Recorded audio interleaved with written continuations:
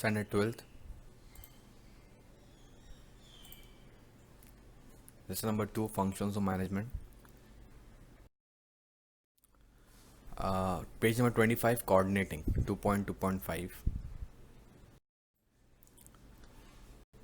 इसके पहले डायरेक्शन हो गया था, है ना। एम्प्लॉयज़ को डायरेक्ट करना, उनको गाइड करना कि काम कैसे होता है, राइट। प्लानिंग किया, उसके बाद प्लानिंग में आप सोचते हैं कि क्या करना है फ्यूचर में बिजनेस के अंदर, गोल क्या सेट करेंगे, गोल क्या होगा, what to do, how to do, who is to do it, when to do, ये सब प्लानिंग स्टेज में होता है, बराबर। उसके बाद में ऑर्गेनाइजिंग, प्लानिंग कर लिया, अभी गोल सेट कर दिया, गोल गोल को पाने के लिए कौन से काम करेंगे, तो उसका विभाजन होगा, उसका डिवीजन होगा, काम को बांटा जाएगा, डिवीजन ऑफ वर्क। ऑर्गेनाइजिंग हो गया, और उसके बाद में आएगा स्टाफिंग। काम को बांटने के बाद में उस काम को कौन करेगा, तो वहाँ पे अपॉइंटमेंट होगा, रिक्रूटमेंट होगा, प्लेसिंग होगा, ट्रेनिंग होगा, और साथ में मोटिवेशन भी होगा, ठीक है। फिर उसके बाद में क्या होगा, स्टाफिंग के बाद में कौन सा फंक्शन है, डायरेक्शन। अभी काम पे तो रख दिया, उनको बता भी दिया कि तुम्हारा काम कौन सा है, बट साथ में उनको ये भी बताना पड़ेगा कि तुमको काम कैसे करना है, उनको हेल्प करना पड़ेगा, उनको गाइड करना पड़ेगा, उनके साथ में कम्युनिकेशन करना पड़ेगा, उनको सुपरवाइज करना पड़ेगा कि जो गाइड किया है उसी तरह काम कर रहे हैं कि नहीं, राइट। और उसके बाद आता है coordination. Now what is the meaning of coordination. Coordination मतलब समन्वय।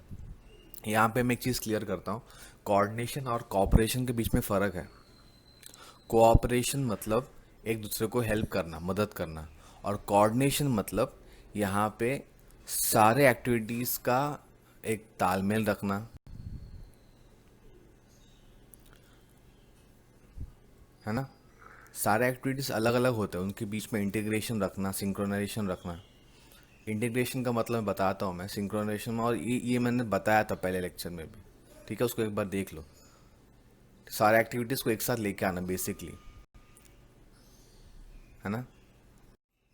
अभी फॉर एग्जाम्पल एक कंपनी में बहुत सारे काम होते हैं, पर सारे कामों को एक साथ लेके आना होता है, और मैं नेक्स्ट पिक्चर में बताता हूँ क्लियरली कि क्या क्या काम होता है, ठीक है, राइट। तो सारे काम अलग अलग है, बट सबका गोल तो एक ही होता है।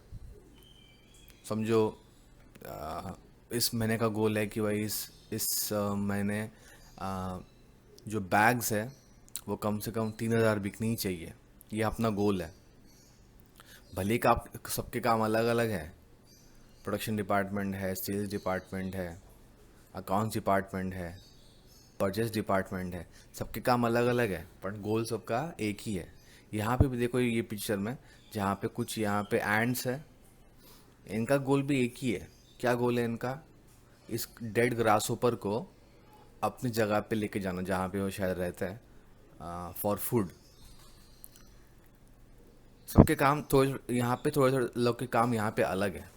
ये जो ऊपर का जो एंड्स है, ये इस ग्रास ऊपर को ऊपर लेके जा रहे हैं, खींच रहे हैं। और अगर आप यहाँ देखेंगे नीचे, तो ये एंड्स इस ग्रास ऊपर को ऊपर पुश कर रहे हैं। ये इन लोग पुल कर रहे हैं, खींच रहे हैं, और इन लोग धक्का दे रहे हैं, पुश कर रहे हैं। दोनों का काम अलग है, बट दोनों का गोल एक ही है। जो जो साइड में जो एंड्स है, वो सपोर्टिव एक फोर्स दे रहे हैं कि वो ऊपर और जा सकता है, मतलब पूरा का पूरा भार नीचे वाला के एंड्स पे ना आए। तो भले ही इन सारे एंड्स का काम अलग अलग है, बट सबका गोल एक ही है। और यही सब कुछ बिजनेस के अंदर भी होता है। सारे एक्टिविटीज़ बिजनेस के अंदर अलग अलग होते हैं, वहाँ पे डिपार्टमेंट अलग अलग है, जैसे कि अकाउंट्स डिपार्टमेंट है, ये परचेस डिपार्टमेंट, ये प्रोडक्शन डिपार्टमेंट है, ये सेल्स डिपार्टमेंट है, और सबके गोल एक ही है, increase in sales of bags, bag का सेल को बढ़ाना। सेल, अभी ये सारे काम एक दूसरे के ऊपर डिपेंडेंट है, सबके बीच में कोऑर्डिनेशन होना ज़रूरी है। क्यों? फॉर एग्जांपल सेल्स का काम क्या है कि भाई इतना इतना बैग सेल करना। कितना बैग हो सकता है, एग्जांपल 3,000 बैग सेल करना इस महीने, ठीक है। ये तब तक बैग सेल नहीं करेगा जब तक ये जो प्रोडक्शन डिपार्टमेंट है ये अपना बैग बनाता नहीं है, प्रोड्यूस नहीं करता, बैग का प्रोडक्शन नहीं हो रहा है। और ये जो प्रोडक्शन डिपार्टमेंट है तब तक ये बैग को बना नहीं पाएगा जब जब तक ये जो परचेस डिपार्टमेंट है बैग का जो रॉ मटेरियल है वो परचेस नहीं करता। बराबर, जब तक रॉ मटेरियल परचेस नहीं करेगा तब तक ये जो प्रोडक्शन डिपार्टमेंट है थोड़ी बैग बनाएगा। उसको तो रॉ मटेरियल चाहिए। रॉ मटेरियल जो लाने का काम किसका है? परचेस डिपार्टमेंट का। रॉ मटेरियल लेके आएगा।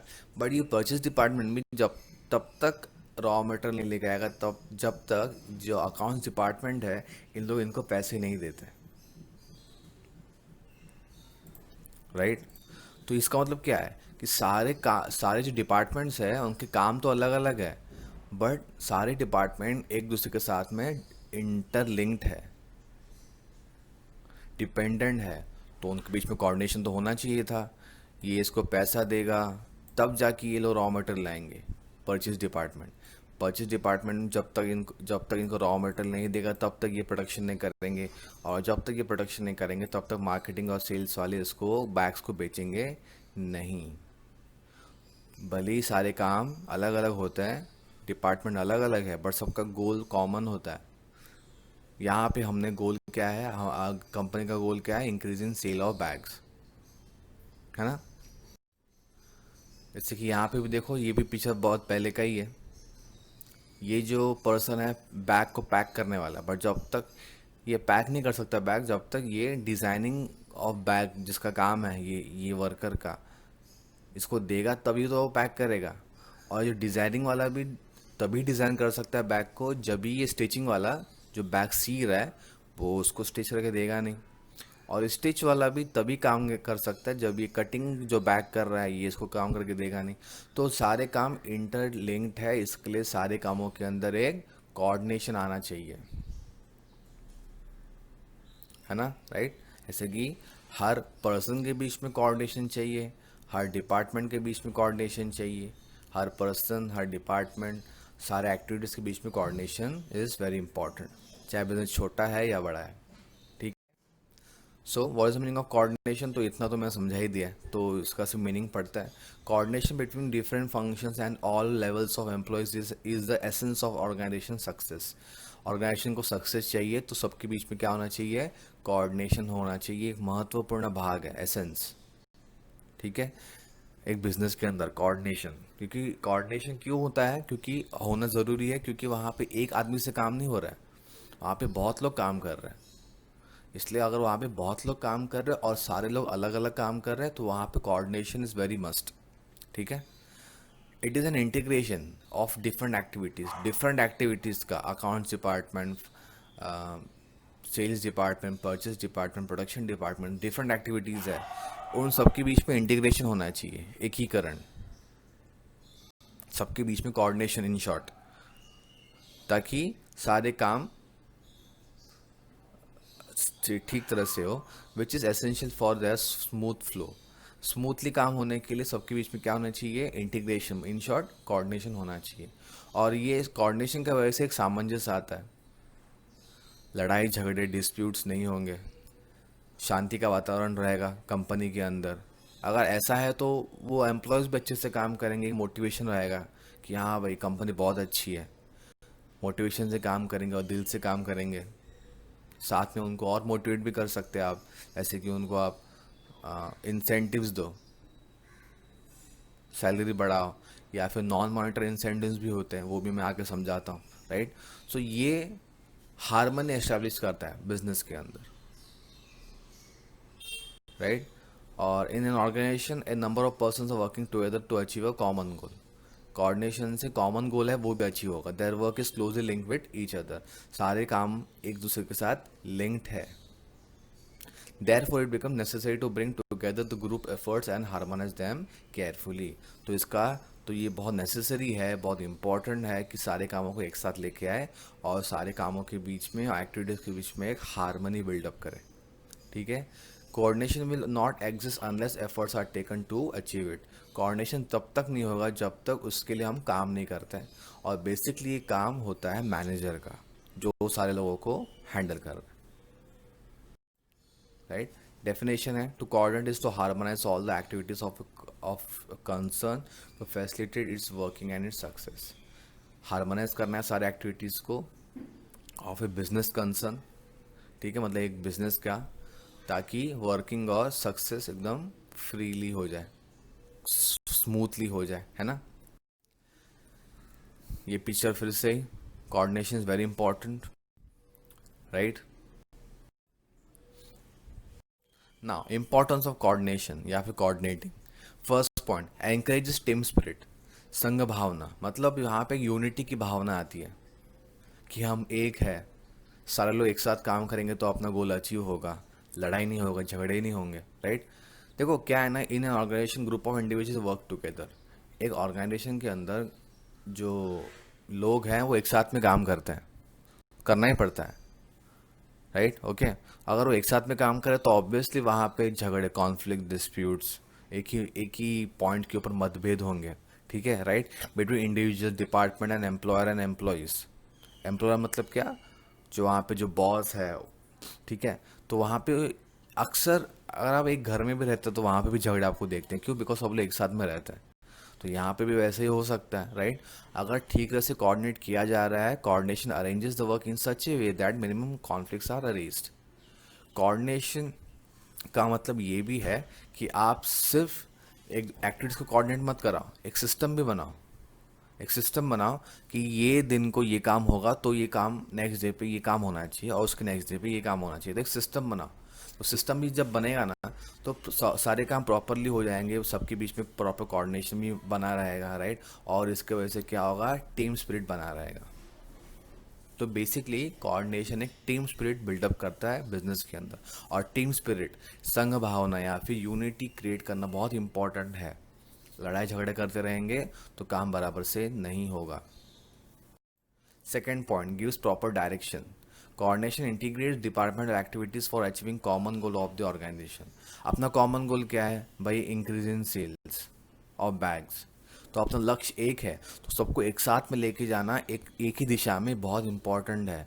क्यों? बिकॉज सारे लोगों के काम अलग अलग है, तो सबको एक ही दिशा में लेके जाना कभी कभी बहुत मुश्किल हो सकता है, right. So the work is arranged in very systematic way. The interdependence of departments give proper direction to the employees, right. सबको एक साथ में लेके आना, इंटीग्रेट करना सिस्टमैटिकली. ये बहुत बहुत सिस्टमैटिक काम है बहुत. इसके लिए बहुत सारा उसके पीछे प्लानिंग लगता है जो हम पहले कर चुके हैं उसमें, राइट. तो प्रॉपर ये कोऑर्डिनेशन की वजह से प्रॉपर डायरेक्शन आता है और जो अपना कॉमन गोल है वो अचीव हो सकता है. That is increase in sales of bags. ठीक है, increase in sales of bags ये एग्जाम्पल है, राइट. Next, facilitates motivation. मैंने बताया ना कि अगर आपके वर्क प्लेस पे हारमनी है ना, शांति का वातावरण है, लोगों के अंदर मोटिवेशन आएगा और साथ ही साथ में उस कंपनी में डेवलपमेंट हो रहा है, वहाँ पे प्रॉस्पेरिटी है, समृद्धि है ऑफ द ऑर्गेनाइजेशन, वहाँ पे प्रॉफिट्स अच्छे से हो रहा है. क्यों प्रॉफिट अच्छे से हो रहा है? बिकॉज वहाँ पे काम अच्छे से हो रहा है. Coordination motivates the employees to take initiative while completing their assigned task. Coordination से क्या होगा? मोटिवेशन आएगा, है ना. Coordination motivates the employees to take initiative while completing the assigned task. Coordination की वजह से एम्प्लॉयज के अंदर एक मोटिवेशन आता है. क्यों मोटिवेशन आ रहा है? बिकॉज कोऑर्डिनेशन बिजनेस के अंदर एफिशिएंसी लाता है. एफिशिएंसी का मीनिंग मैंने बताया, सारे काम एकदम अच्छे से हो रहे, स्पीड वेज में हो रहे, क्वालिटी अच्छी है और बट कम कॉस्ट में हो रहा है, राइट. और उसके वजह से क्या होगा? प्रॉस्पेरिटी आएगा, समृद्धि, बिजनेस में अच्छे प्रॉफिट्स होंगे, बिजनेस का डेवलपमेंट होगा, राइट. अगर ये सब कुछ हो रहा है, a prosperous organisation ensure job security, higher income and promotion and incentives. Job security आएगा, ओके, जॉब सेफ रहेंगे बिकॉज प्रॉफिट है, सैलरी टाइम पे आ रही है, राइट. अच्छी सैलरी मिलेगी, प्रमोशन मिलेगा, इंसेंटिव मिलेगा. इंसेंटिव मतलब क्या? सैलरी के अलावा जो आपको इनकम मिलता है, that is called as incentives. अच्छा काम करो तो एक्स्ट्रा पैसा मिलेगा, राइट. सो ऐसे कुछ मॉनिटरी और या फिर नॉन मॉनिटरी इंसेंटिव्स.